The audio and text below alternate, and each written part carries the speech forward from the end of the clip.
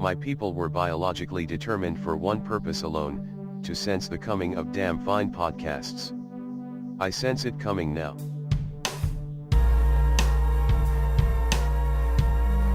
Hello! I felt like a teenager whose voice started cracking. Hello! I'm sorry. Hello! Welcome to Discovery Home Companion, where the companionship really starts and we start to hear from your own voicemails and stuff and talk about maybe the episode that we saw last Sunday, and we're going to talk some more about it, but more importantly, you're going to talk about it and we're going to listen to you, or some of you. The ones that we want to listen to, and the rest of you, just, I don't know, give us a call. Anyways, my name's Wade Bowen. With me is James Nolan. Hey, guys. And also Hugh Crawford. Greetings! Adieu, sir. I'm workshopping that. I'm workshopping it. Give us your feedback on that. We'd like to know how... yeah, we're taking your calls about... what was the name of the episode? The Wolf Inside. The Wolf Inside. Every single one of us. The Wolf Inside. I think we covered it mostly in that other episode about it. I haven't had a lot of post-episode thoughts. Yeah, James didn't like how the stakes of revealing Ash Fox didn't really sit with you very well because there weren't that many consequences, which, you know, that's a fair assessment. I enjoyed it too, but for whatever, we went over those reasons. So I don't really have any more insights into it either that I am dying to get off my chest. So let's just go ahead and listen to what some people had to say. All right. Unless you had something, you. No, I didn't think Nope. so. But I didn't want to be an asshole and just like, well, I don't have anything. James doesn't have anything. I'm not gonna ask. Well, look, this episode was like a 60-degree day. What are you gonna say about it? It was about 72. No. Wait, Sorry. 72. Wait. 72 is about as nice as a day can get. Yeah, it's room temperature. This is a 72-degree day? Yeah, I mean, some days you like, oh my God, that was hot. And this wasn't. It was good, though. I mean, whatever. Well, I mean, hot is also negative. 65, like everybody then. I bitches. don't know.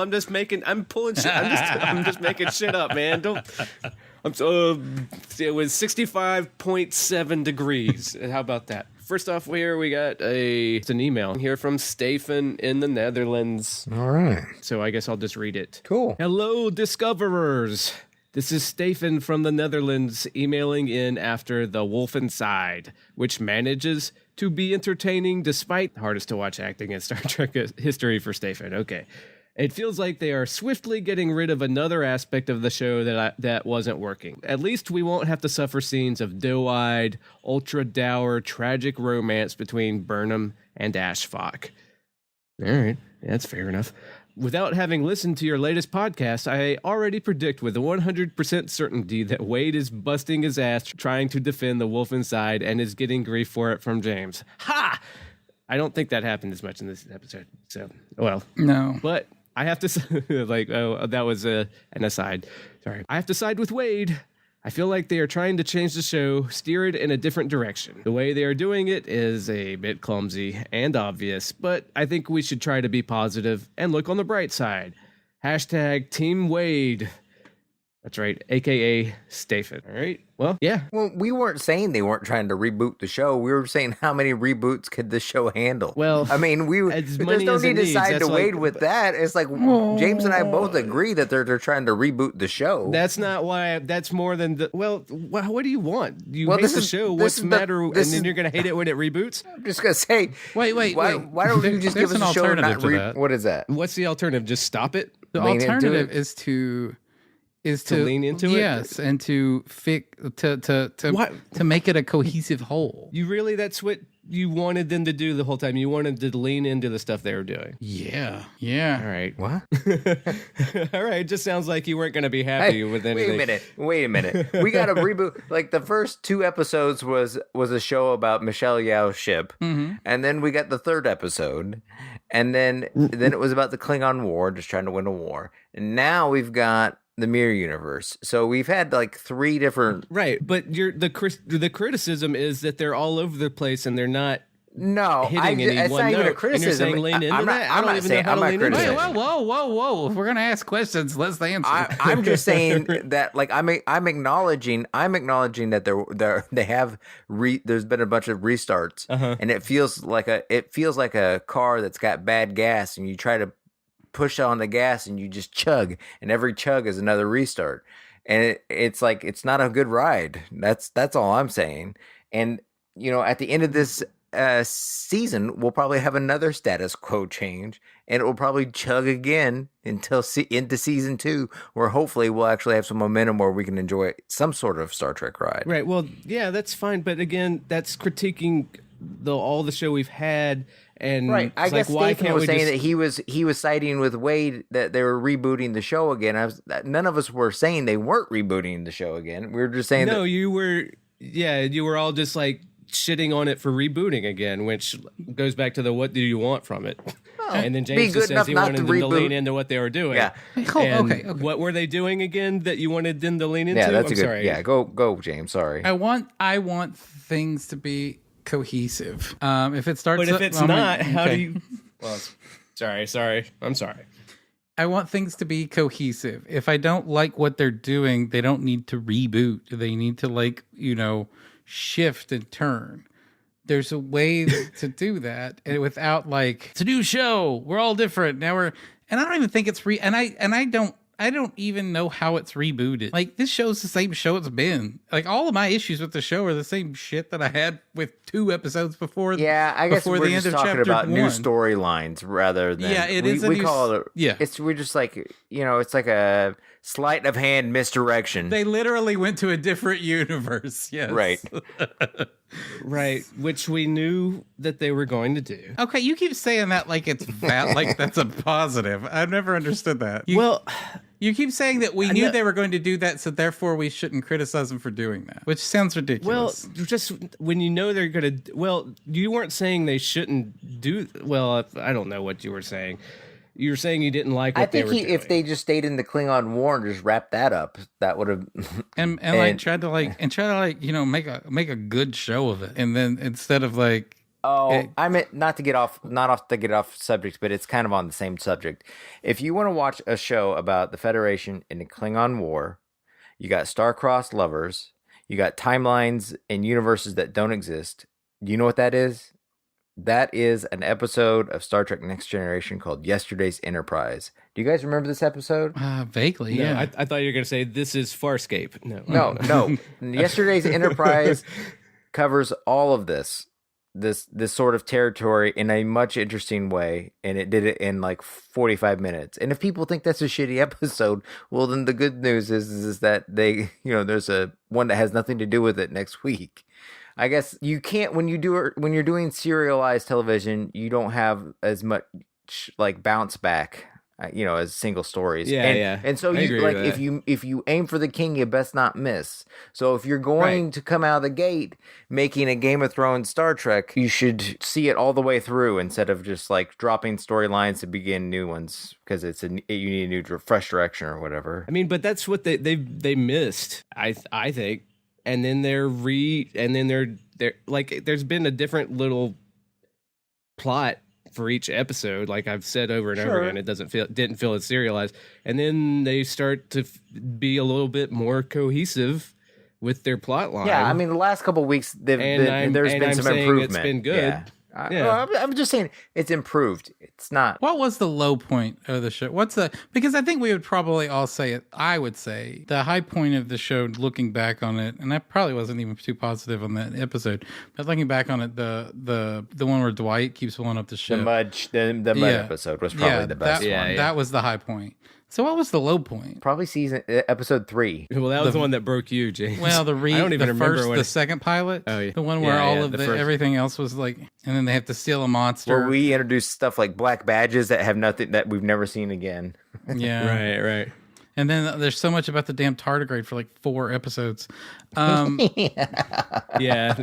I would have loved to have seen the tardigrade in a uniform. I mean, if the thing, I think they should have just had it come on make it a Starfleet tardigrade, call it a cadet. Yeah, like it originally was. Yeah, He yeah. was like Wesley. He's this show's It was a bridge crew member Sure. initially in the first draft. The lowest point for me with the episode as a whole, I liked parts of, but the way they resolved that Saru episode was bad. Ooh, yeah, that was not Yeah, good. that was pretty dumb. That was Saru not episode was good. pretty shitty.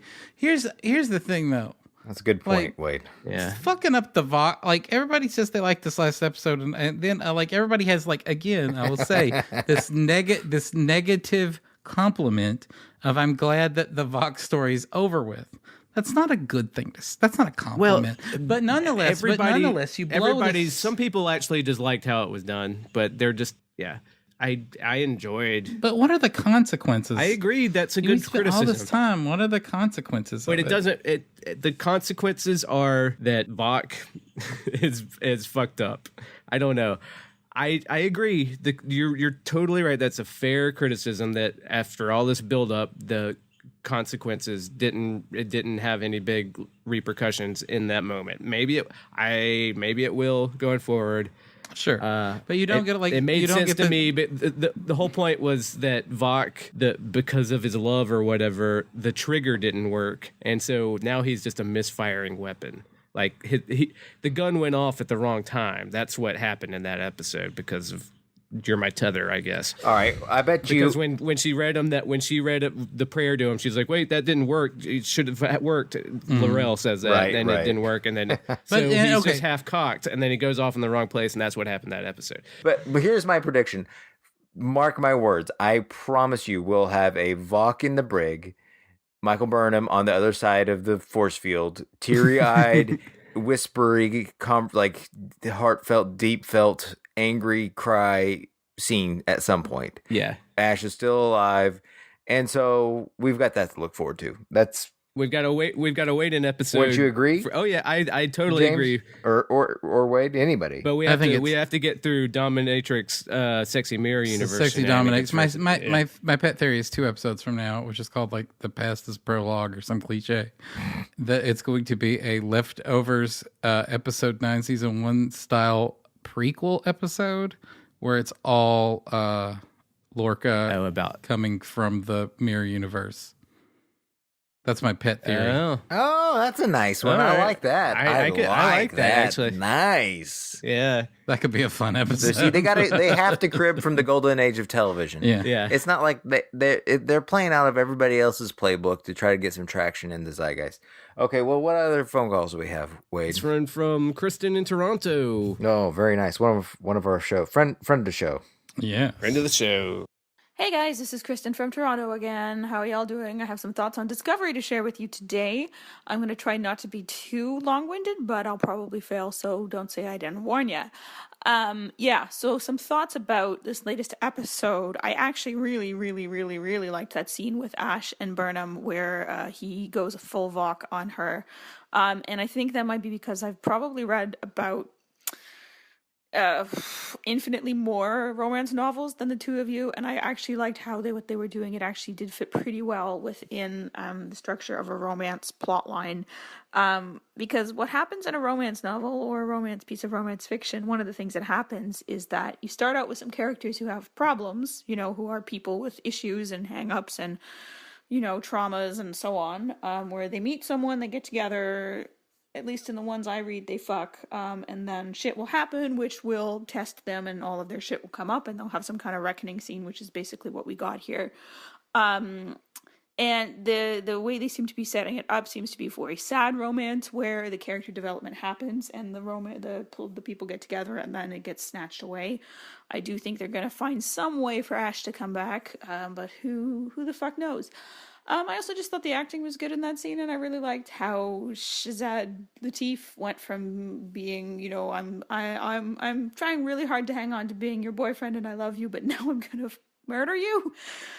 It just, I thought it really worked. And I feel like now Discovery, I think I figured out what its theme is, if not its thesis. I think its theme is identity. It is who are you? And maybe its thesis then is you are who you choose to be, which is a nice optimistic Star Trek thought. if Ash can choose to be Ash and Lorca can choose to be a better version of himself and Michael can choose to, I don't know what she's choosing. Yeah, I'm not She could choose not to have mutinied. not defending the show exactly, but I did like that, and I think that it shows some promising areas where it could go if it does choose to go there. However, when you do the Michael Burnham thing in a story, any kind of story, when you make your protagonist someone who's very dour and closed off and emotionally stunted and kind of not very likable, you have to do a lot of work to get the audience or the reader invested in them, and they just kind of haven't done that. She is not interesting. Sadly enough, I want to like her and I want to find her interesting, and she's just, again, it's no shade on the actress. Sonequa Martin Green is done fine with it, but it's just the material. Like, they haven't figured out how to make her engaging to the audience. I actually kind of think that the whole romance plotline might have gone better if they'd given it to Tilly, because Tilly is at least kind of fun to watch. Yeah. Though she would obviously have a different, I don't know, that's maybe just more of my hoping against hope that my headcanon where she becomes Dr. Janice Lester will become a reality. Anyway, that's been me for today. I have more thoughts, but I'll stop there. Yeah, Paldar Joy, assholes. Good night.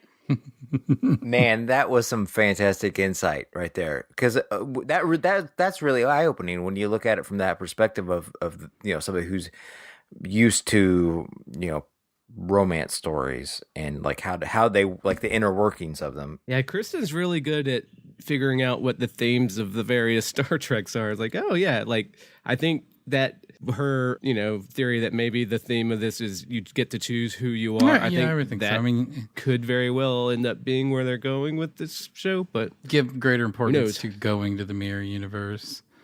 And that, well, also Kristin makes up a good point. Is like one of our complaints about this. That's what I was just fixing to say. One of our complaints is we don't know who these people are, and if this is about internal identity conflict, then that would give that's a reason why. Is that we're seeing people who are floundering with their own identity, which would be a really good season 2, season 3 theme to explore.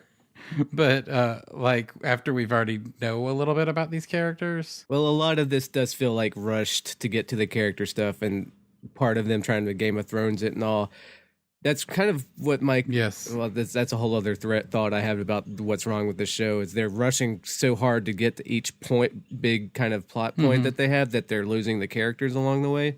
Oh yeah, yeah. No, that was some very interesting insight about the romance aspect of it, which is like a blind spot. I freely admit, like I don't romance in stories in general don't interest me. Like I don't know if I've had one I've been emotionally invested in one. Maybe I don't know what that says about me, but oh yeah, we've had discussions where he was the guy that doesn't understand shipping. I do not understand that aspect at all. You've got saltpeter in your veins. So I appreciate that. Like I can intellectually, like this sounds stupid to say, like, but I can understand it on a mechanical level when she lays it out like that. It makes much more sense to me. Yeah, and I agree. I haven't rewatched it. People are really saying that Clem Fandango's pretty good in that scene, and he probably is. I haven't been too hard on him as a performer anyway. Yeah, some people have been on the Discord and stuff. They really are hard on Clem Fandango, and I was like, he's fine. It's just, for me, it's like the writing just hasn't been there, so it's hard for an actor to, And so but I think when he's doing his PTSD stuff, some people are responding to that, and it's like, okay. It's a weird, messy storyline, and I don't really know. I'm not responding to it, but I don't, there's times where I don't know how to articulate it. Again, I just feel like that, even with this thing this week, I just feel like this show needs to figure out why it feels so insubstantial. And I think it is because it's just in a mad rush, and it's yeah. But if it is about identity, that'd be a cool save. It would be, if you have a what she says fits into what I wanted for the show too, which was I wanted these characters to stick around, and not be like throwaway characters or whatever. Like I would love the fact that Lorca chooses to stay and be like a faithful servant to the Prime Starfleet's ideals, and ditto for Vok. But don't you also feel that like a show, especially early on, teaches you how to watch it, and by having so many fucking deaths in the early episodes, it makes you feel like you're don't get too attached. And I like they were trying to do that, and that's them doing Game of Thrones badly. But no, yeah, but like what it ends up doing is it's making you not feel attached. Even last week, a major character died. Who died last week? Well, I mean. Last the week week before last. He died and came back. No, I meant he's talking about 2 weeks ago. Yeah, I meant the Culber. Yeah. Oh, poor Doc Culber. Yeah. That was It seems like their desire to make it Game of Thrones is the most under thought out but most intensely executed element right of this production, and that's a fatal flaw. They thought about we want to be Game of Thrones, but they didn't think about what that means. Having the show have a thesis though really would make me feel better if they can I could probably do that. In. It would make it it would make it feel like they're not reboot, which is what I was saying in the last call. I don't like this constant. Like that didn't work. Let's try it again. That didn't work. Let's try it again. Like I don't like that at all. I would call it a soft reboot, if anything. I mean, it's not like the plot. Oh yeah, we don't actually mean a real reboot. We just it's just I don't even feel like it's changing that much. So I mean, I might. Yeah. Well, I do. Again, I was less of like a. I viewed the first episode of Chapter 2 as less of a new day start as it seemed everybody else did. So right, well, because us seeing it as a new day took for me anyway. Took me taking for granted that they might sit with it in the episode that we had not seen yet, and they did. So so I feel like I was a little bit justified. And then sitting with what now? And it being a new day, my whole thing was it's a new day where they're going to carry an arc and a plot forward more than just one episode and sit with it where things might actually pay off. Oh, yeah, sure. And that took a little bit of faith that they'd stick with it, and they have. See, I kind of just assumed all of this would be in the mirror universe anyway, all of Chapter 2. So I don't. Yeah. We have a call here from someone that we have not yet heard from on this podcast, but is a big favorite of ours from the Rules of Acquisition. Oh, very nice. I think we know who it is. I think you know who it might be. Hello. I've got a quick theory about the whole mirror universe thing. I haven't listened to any of the backlogged podcasts yet because I only just got up to speed on the show itself. So if this is being discussed, just disregard. But anyway, we've got the crew are now in the mirror universe, and that's all well and good. But is everyone assuming that they started off in the Prime universe? Because I don't. I figure if they started in the Prime universe, obviously this has all come after everything else, but surely a ship like Discovery would exist in the archive somewhere, or they would have tried to reproduce it, or there'd just be something along those lines. So that's got me thinking that maybe they've started in, say, Universe J, and they've just jumped into Universe, I guess, B, and then eventually maybe they'll end up in A, maybe they don't, who knows, maybe they end up in Kelvin, but whatever, that's just what I'm thinking. I don't know, afterthoughts, feedback, whatever. Cheerio. Okay, that was Twiggy, one of our... Yeah, at Twiggy Flow on Twitter. Yeah, one of our friends of the show of the Rules of Acquisition. Yeah, I mean, somebody slipped up and said that there are 3 universes, one of the executive producers, and then they had to backpedal, right? That is right. That way early when this third episode he said it. Right, when it was Akiva, right? That said we're in another. Yeah, it was Akiva. And he goes, man, really, there's 3 universes. And well, he said something else. I can't remember that he said something said, like that. We're our own universe, is what he said. We're our own universe, which is up in the air to what the hell exactly he was talking about. I don't think Twiggy's wrong, though. If they jumped, if they get Stamets online, if they get their Stamets online, and they jump, who's to say that they, when they get back, everybody won't be wearing orange, red and blue shirts, and the ships will look, goofy, and they won't have holodeck, teleconference, technology. Right. And you know what? I wouldn't have a problem with that. I don't know. Would you? I mean, I think we would probably joke about it being another soft reboot.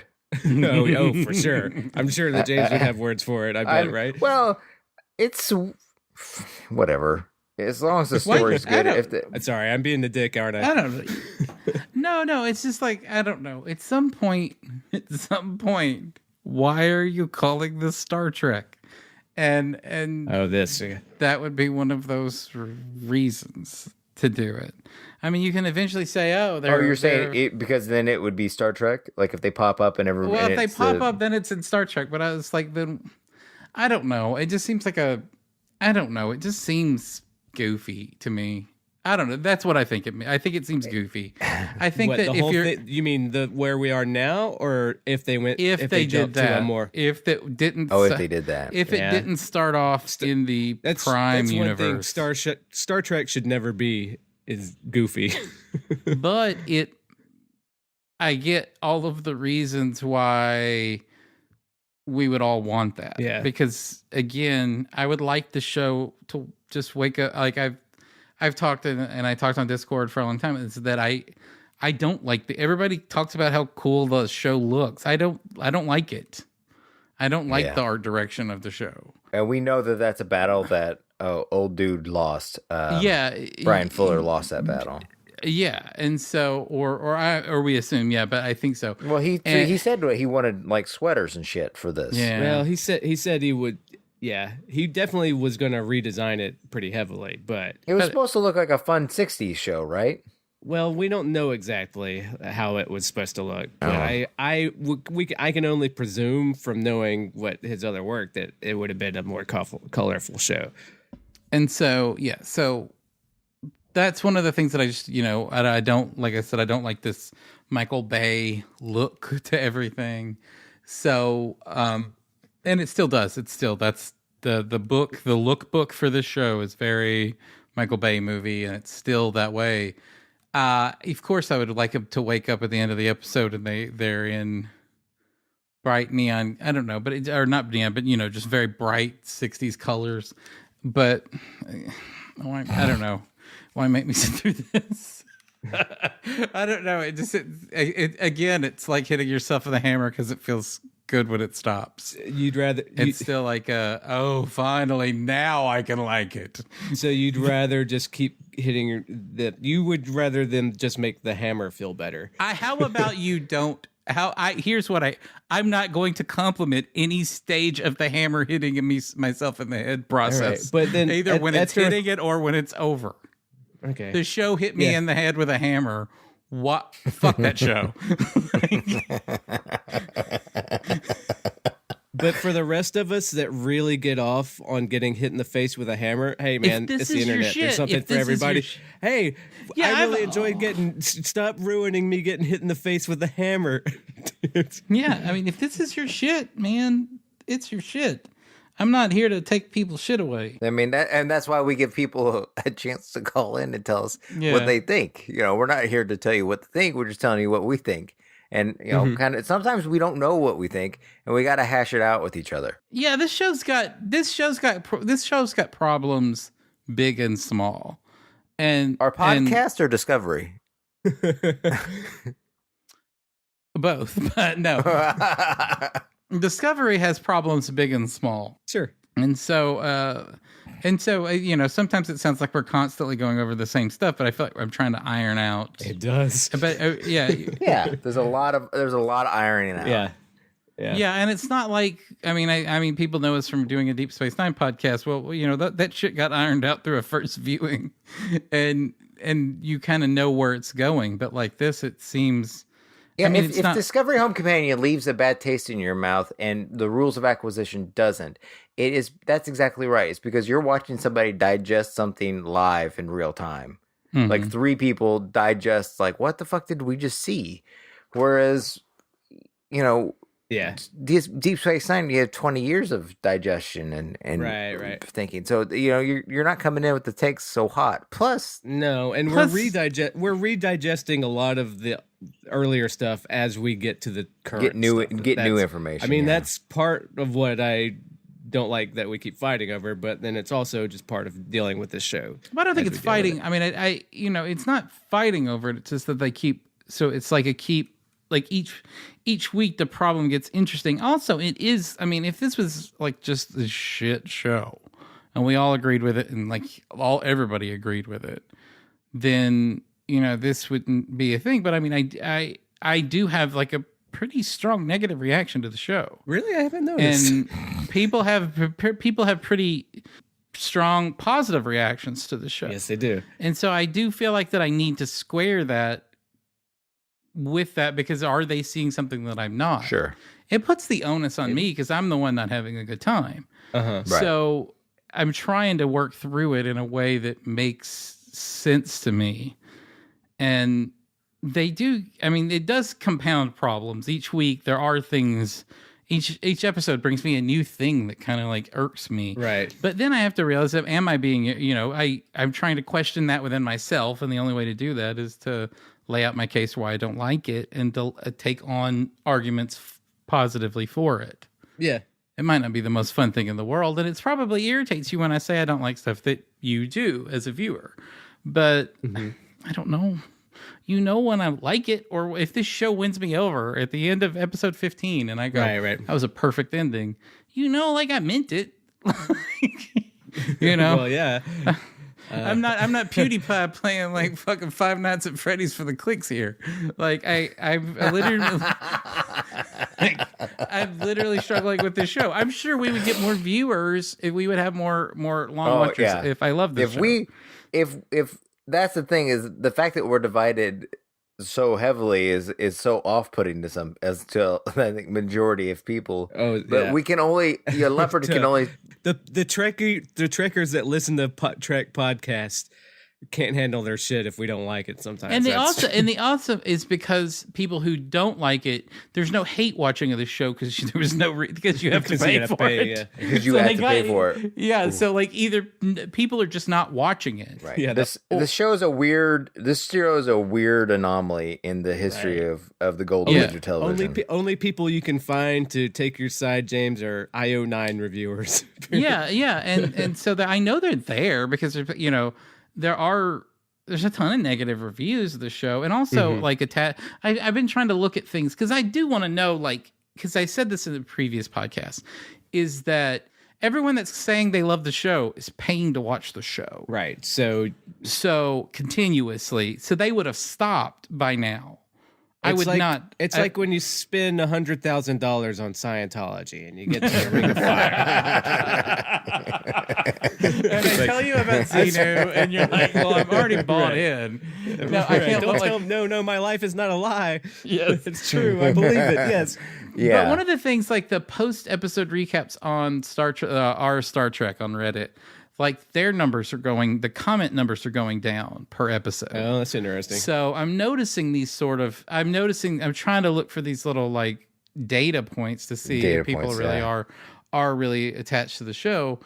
And because they're not, CBS isn't releasing anything. There's no Nielsen numbers for this show. Right. So I don't know. But I do admit that the majority of people that listen to this podcast like the show, and people that I respect, like Twiggy, who didn't watch it all through last season and is now caught up, who still likes it. And so and everybody that calls in that likes it, everybody on the Discord server, I respect your opinions.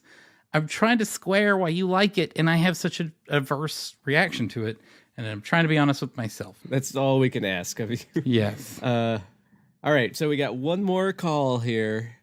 And awesome. The one that always comes last. Is this your dummy call? The one you always pad up the runtime with your own call? This is the one where you, James. He's a real person. You've met him. You know. Nobody on the Discord server has ever seen Lade and Wayne in the same room. Your children have played together. Yeah, that's true. His son, whatever. Lane's son still has a profile on my Nintendo Switch. You just slipped up and said Wade's son. Fuck. The jig is up.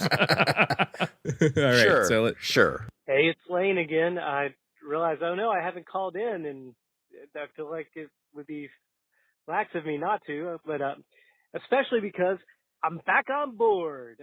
Last week, it seems like I was pretty bummed out and really down. I don't know, the show's making me all manic depressive or some crap. I don't know.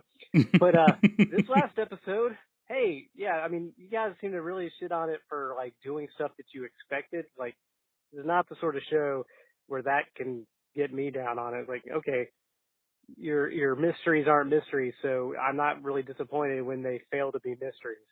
So I'm excited because this was actually an enjoyable episode to me. There are flaws like you guys pointed out, but hey, we got that Ashbach crap out of the way. That is huge. Now maybe they can do an interesting storyline with that character that I hated from the very beginning. Hey, because now, yeah, his Klingon delivery is much wanting. So yeah, but it's at least better than that lovey-dovey stuff that just didn't sell for me, as opposed to apparently it does for some people. But now we get a chance to actually do a storyline that's not, wait, you don't know that he's actually this thing that you totally actually know. So, hey, we're finally getting maybe some course correction where the tone in this one was better, not as much screaming. The plot's going somewhere. Stamets stuff, whatever. I'm actually interested in that plot. So I'm looking forward to actually doing some new shit instead of trying to whack me over the head with this mystery that's failing to be a mystery. I had a bunch of other thoughts, but anyway, I'm supposed to be going home to pick my kid up, so long. Bye. Yeah, I mean, I guess I was saying last week that I wasn't really mad that the predictions were coming true in the podcast. I was just like, yeah, I don't know really what to say. It was more of a commentary on how do you do a podcast when you've spent the last 3 weeks saying stuff that's going to happen, and it finally does. Then everything, what's left to say? I guess that was more. It was my own chagrin at being correct, not really a criticism on the show. If I sounded like I was criticizing the show for having our predictions be correct, then I apologize. That was a miscommunication on my part. It was more of me just being exasperated that there wasn't a whole lot more to add, I guess. I think I said that it's deflating. Not for me. I feel vindicated. I like being right. I'd rather be wrong than be surprised. I would rather be surprised. Depends. Sometimes when they surprise and it doesn't feel earned, it makes me mad. Sure. Oh, I don't want it to be cheap, but like it's a weird thing to like, because half the time I don't care. I'm the guy that doesn't give a shit about spoilers. I've read every spoiler for Game of Thrones ever. I've never been surprised about anything that's been in a Game of Thrones episode in my life. Because I've had foreknowledge, I don't know how it would be if I was predicting it. But there's different things to attach to with Game of Thrones. And I feel like that so much of the show is just built up to these giant reveals. I'd like a show that wasn't spent 100% of its time building towards things that we've already guessed immediately. Like when they said Emperor and Mirror Universe, like immediately we said Michelle Yeoh. Yeah. Immediately. Well, and that wasn't even. That wasn't so bad because she did look cool. She did look cool. Well, it wasn't even the story setting that up as much as what we know about the production. Yeah, because I think if you knew nothing about the production, you could still kind of. I think you could have still. Yeah, I think. Like I say, a show teaches you how to watch it, and right. Well, because it'd be like, well, it's somebody we know, obviously. Well, who could it be? Mm-hmm. Well, it's gonna be the person that died at the beginning. Sure, that the main character, the point of view character, the one we're supposed to be following. Who would be the biggest impact for that character to suddenly be the emperor? Oh, of course it's going to be Michelle. Yeah. Yeah. I wish it didn't bother me. Let's put it that way. Agreed. All right. Well, that's all we have for this week. Next week we have I don't know. It's all sexy dominatrix theater. Oh yeah. Even the images they released today, it's just all sexy dominatrix theater. I'm sure it's great. I'm sure Michelle Yeoh is a formidable foe. I'm sure it all pinges on Lorca. I'm going to guess that the reveal that Lorca is from the Mirror Universe is delivered in that episode. That's going to be my guess. Okay, yeah, that's probably... Because then the past is prologue becomes, like, that title becomes... Oh, and then that's why you're predicting that the next episode will be... Yeah. His story. And this episode coming up is called Vaulting Ambition, which probably is a reference to Lorca. Right. And his ambitions to do whatever scheme that he's been enacting. Yeah. And then that gives you the reveal, all sort of the opening the kimono on that reveal takes place in the third to last episode, and then the penultimate, the war without, the war within. So this is how they get back to the regular prime time, and then you know what do you think? Do you think Stamets, do you think space Stamets or evil Stamets in the head is going to do the Lorca reveal to the audience? So the audience knows before and can like nibble their nails knowing he's a time bomb moving around. I bet it comes out through Michelle Yeoh that triangle. Yeah. Well, I bet that evil Stamets lays some heavy as thick as shit hints down. Okay. Yeah, I know he doesn't come out and say yes exactly because the show can't. He was acting like the cat that ate the canary in the preview, and you guys they'll have him like do everything but drop it out there, and then there'll still be people on the internet saying, "No, I don't think it is the thing," and then they'll have a big reveal because the show is all about these big stupid reveals. All right, you got me, James. Like I'm pretty certain, and it'll be like, "Come on, yes, we knew that," and they'll have a big, and then we'll be like, "Yes." Yeah. But to wrap up, I don't know if we got any more thoughts, but to kind of tie a bow on it with what you were saying about the dumb reveals, if the dumb reveals are eventually working in the service of a theme of identity, then it actually means that then revealing people's identities actually means something. So I think fingers crossed. Yeah, fingers crossed that Kristin gave you a fresh gust of wind in your sails. She really did. She really did. That's good. That's good. All right. Thank you, Kristin. I'm not discounting what she's saying. I don't know. I'm the grumpy old man, I guess, on this podcast. Right. So yeah, if you want to try to fluff me back, no shit. Nope. Cut that. If you want to put some wind in our sails and give us your thoughts about the show, you can give us a call too. I'm gonna start wrapping it up here. I'm sorry. I know, but I just realized what that sounded bad and what you were trying to do. Yeah. All right. Yes. So. Yes, go on, Wade. If people want to get a hold of us, what should they do? They should give us a call at 917-408-3898. Let us know what you think. Give us your own theories and whatever you want to talk to us about. Or send us an email and record something that way, preferably under 3 minutes. And you can email us at rulesofacquisitionpodcast@gmail.com. It goes to our Deep Space Nine podcast we've been doing for a while, the Rules of Acquisition. You can check it out.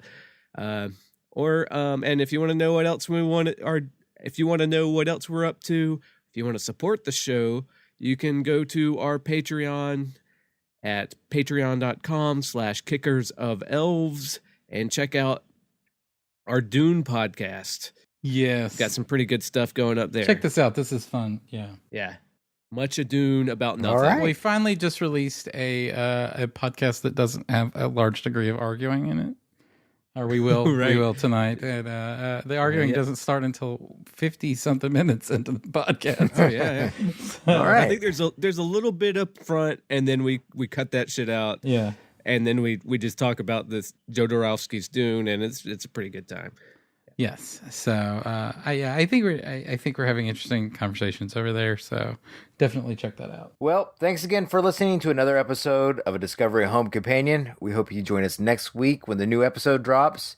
We'll be here to recap it and let you know what we think. For Wade, James, and myself, 3 to beam out. Subscribe to us on iTunes or Stitcher or Caster or Fuckcast or Podsucker. Review us on iTunes. Also grab a bit of fame for yourself by calling us at 917-408-3898 and leaving us a message. We play that shit on air. Or email us at rulesofacquisitionpodcast@gmail.com. Also, listen to our Deep Space Nine podcast, Rules of Acquisition. It is pretty amazing, but you may not yet be ready for its awesome amazingness. Assess your personal awesomeness appropriately.